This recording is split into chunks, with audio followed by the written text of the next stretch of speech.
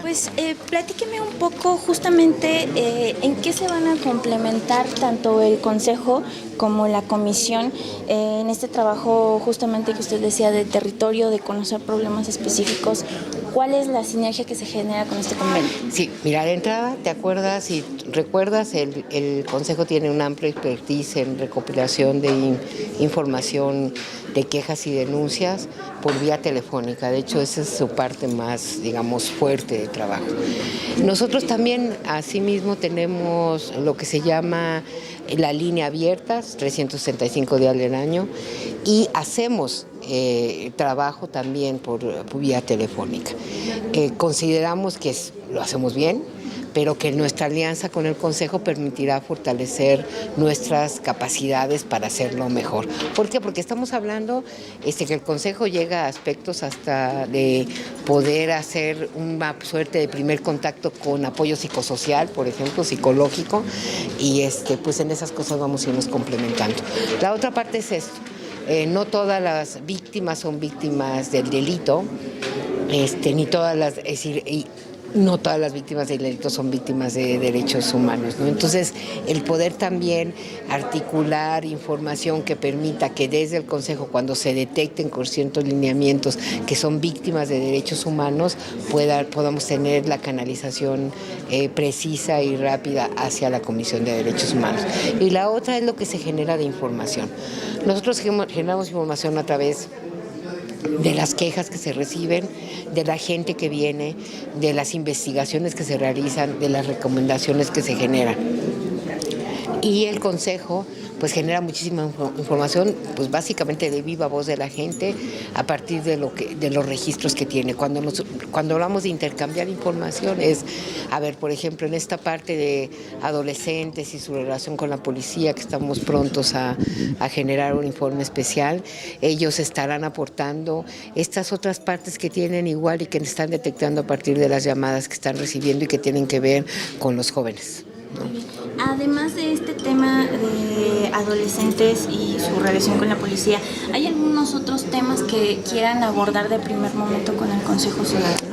Violaciones graves a derechos humanos, como puede ser la trata. Como les digo, ellos tienen una línea ya especializada en esa parte, y todo lo que tiene que ver con las investigaciones. Nosotros, como sabes, de repente tenemos igual que investigar sobre desapariciones, sobre operativos en donde no tenemos mucha información, y es el Consejo con el que vamos a estar trabajando igual para esto. Precisamente este viernes se realizará pues la gran marcha por el Día de la Mujer. Platíqueme, ¿cuál es su consideración sobre el estado o la garantía que tienen las mujeres que habitan o transitan la Ciudad de México de sus derechos en este momento, y en especial en referencia a esta situación que se ha dado de reportes de acoso, de intento de secuestro en las diferentes líneas del metro, y la estrategia que está llevando el gobierno de la Ciudad de México respecto a la instalación de módulos itinerantes? Sí, mira, de entrada, cuando tú haces valoraciones, siempre tienes que hacer las valoraciones con relación a versus qué. Y si lo hacemos así, nosotros podemos considerar que la Ciudad de México es una ciudad que ha avanzado mucho en la garantía de los derechos de las mujeres. Pero, ¿no?, de entrada tiene muchos problemas derivados hasta de su característica de ciudad, ¿no? Entonces, por ejemplo, somos el primer lugar en el país en lo que se llama violencia comunitaria, que abarca lo que tú acabas de decir. Es decir, abarca cómo nos movemos en el transporte público, cómo nos tratan en la calle, cómo nos tratan en el vecindario, y ahí tenemos muchas deficiencias que nos colocan lamentablemente como una ciudad crítica para las mujeres en términos de su seguridad en la calle, ¿no? Mientras más pasas horas en la calle, mientras más noche es, eso va aumentando tu riesgo, ¿no? Y en el espacio público, y es ahí donde tenemos altos indicadores. Todo lo que estamos haciendo abona para hacerlo. No hay ninguna estrategia que no sirva, ¿no?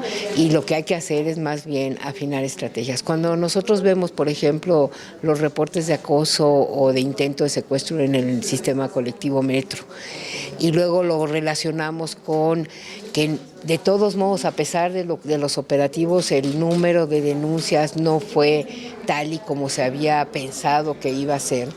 Estamos hablando de que hay muchas cosas en la cadena que había que cubrir.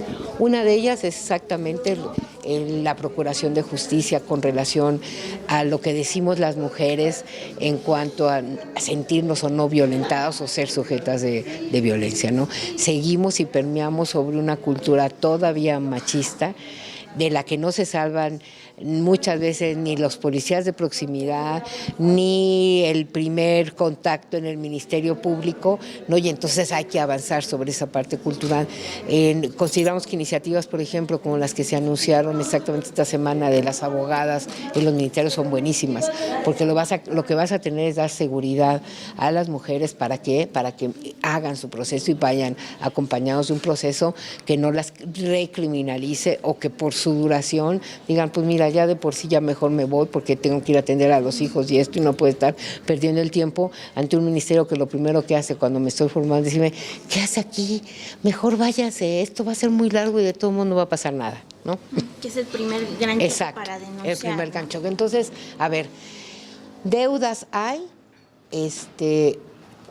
hay que ir trabajando sobre ellas, pero también hay una gran visibilización en términos de otros estados del propio país y de otros lugares del propio país en cuanto a las mujeres más conscientes de lo que somos, más conscientes de los derechos que tenemos y más conscientes de que podemos luchar por ellos. Entonces creo que esa es como la balanza que hay que poner. Muy bien, listo. Este convenio tiene un alcance sobre las personas mayores, ya que este consejo es una gran fuente de donde llega mucha información. Y habla muchas personas mayores, sí. Exactamente. Sí lo tiene y tiene alcance también sobre esa población de alta prioridad. ¿Y cuáles serían los términos? Es igual, los términos tienen que ver con cómo canalizamos, cómo ayudamos a la canalización de las denuncias y por dónde tenemos que colocarlas, y la otra es cómo acompañamos. Lo que les comentaba a los compañeros es que el Consejo tiene un muy buen expertise sobre apoyo psicosocial en las llamadas desde el primer contacto, y esas son cosas que pues van a fortalecer a la comisión. Sí, me estaba comentando Salvador que no tienen la capacidad para ir desagregando el número de llamadas que tienen sobre las personas mayores.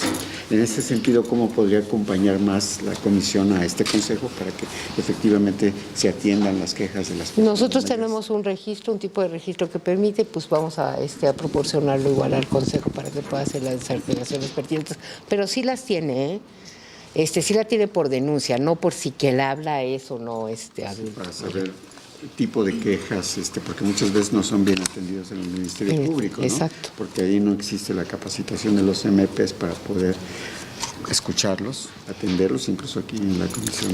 Y es un gran pendiente, no nada más personas mayores, sino que además si eres mujer y persona mayor igual tienes una doble desagregación.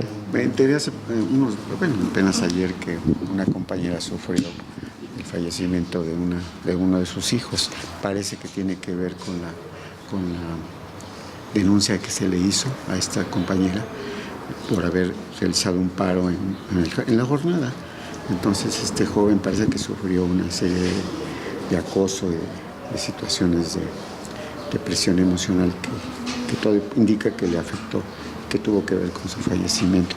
Tiene que ver algo los derechos humanos cuando hay este tipo de daños colaterales con respecto a una presión emocional que sufre finalmente una víctima, porque no se le encontró ningún elemento para poder llevar a cabo. No, yo creo que estas situaciones en concreto son súper más complejas de poder afirmar eso. Lo que sí te puedo decir es, la compañera tiene una queja aquí en la comisión, en la quinta visitaduría, a la cual se le está haciendo seguimiento e investigación, pero no vamos más allá. Yo creo que sería mucho especular que si una cosa tuvo como todo, en un contexto va a aportar y va a abonar a este tipo de situaciones que son lamentables.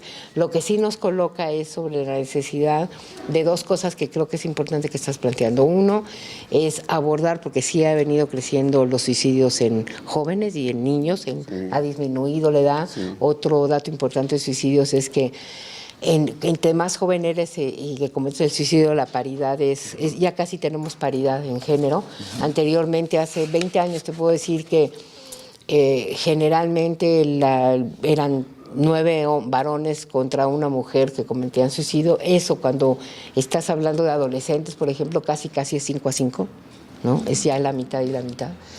Te está hablando de un diagnóstico importante de cómo está cambiando la lógica, y la otra es el fenómeno en sí como muy complejo, con muchísimos elementos en lo social, en lo familiar, en todos lados que digamos que abonan a que este fenómeno esté creciendo, ¿no?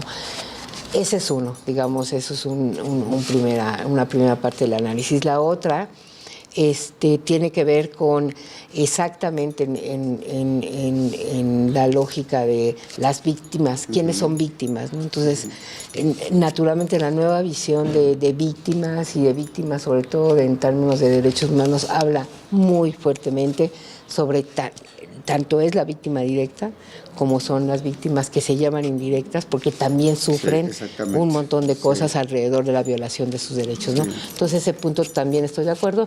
Te digo, en este caso no me atrevería como a aportar, pero sí estás aportando. Que puede darse en ese contexto de una persona que es víctima, ¿verdad?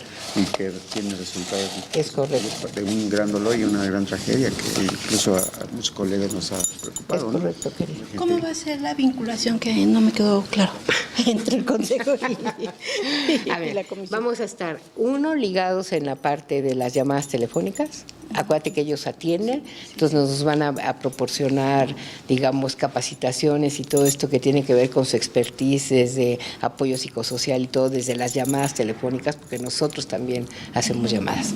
La otra parte es que ellos reciben llamadas, la mayoría son de víctimas de delitos o denuncias de delitos, pero también hay llamadas que son y acreditan a víctimas de violaciones a derechos humanos. Y entonces en esa lógica aportarles elementos a ellos para que puedan canalizarlo de esa manera. Y la tercera es información.